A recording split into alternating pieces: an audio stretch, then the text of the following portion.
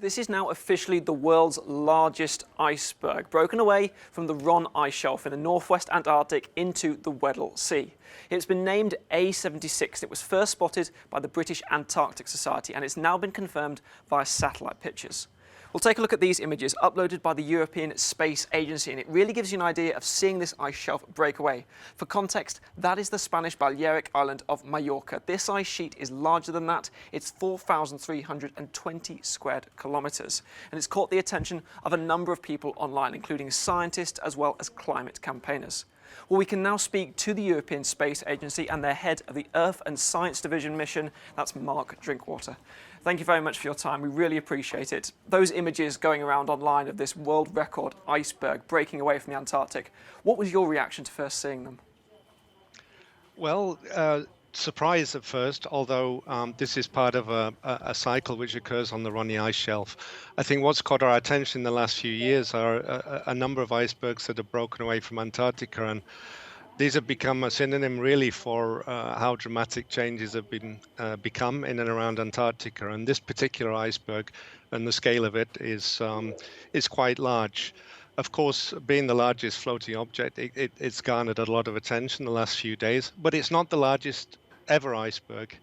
In that respect, we've seen icebergs break away from the Ross ice shelf in the past, which have been considerably larger. But this is one of the larger objects in the Weddell Sea. You mentioned there about natural cycles. How much of this ice shelf breaking away could be put down to climate change and global warming? Well, various ice shelves around Antarctica experience forces of nature in different ways. I should say, first of all, that this event on the Ronny ice shelf is part of a very typical cycle for the Ronny ice shelf. The advance and the retreat of this ice shelf is determined by a balance between the flow of the ice, snow on top, melting at the base, and icebergs breaking away at the edge. And we see this occur periodically on the Ronny ice shelf, and you can see a series of fractures in that image that you showed on the screen, which show that future icebergs will break away as the ice shelf advances and fragments. This is typical of the Ronny ice shelf. Now, by comparison, there are places further north on the Antarctic Peninsula and also in West Antarctica.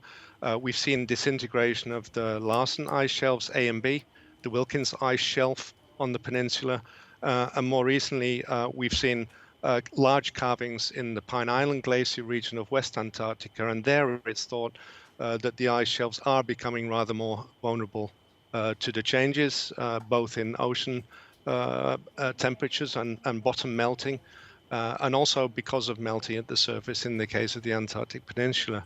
There, of course, this vulnerability signals that the ice shelves themselves are becoming more vulnerable to changes in the future, and that's what concerns us about this type of cycle.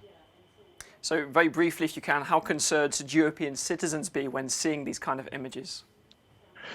Well, I wouldn't be so concerned because, of course, the ice shelves themselves are already floating. This means they've displaced their weight in water, and so we're not going to see an appreciable sea level rise from this particular event. But this signals that Antarctica is extremely dynamic. And I think the radar images that we're collecting as part of the Copernicus program signal really how dynamic Antarctica actually is. Of course, icebergs have become a poster child for this dynamicism in Antarctica. And what we have done is we've injected into the consciousness of the public how variable and changing the face of Antarctica is.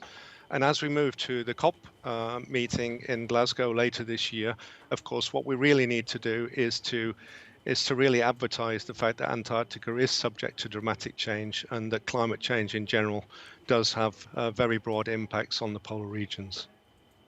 Mark Drinkwater from the European Space Agency, thank you so much for your time. So there you hear it again, Tokes, the world record ice shelf breaking away from the Antarctic, and signals now ahead of that COP meeting in Glasgow about what the effects of natural cycle can be in this region.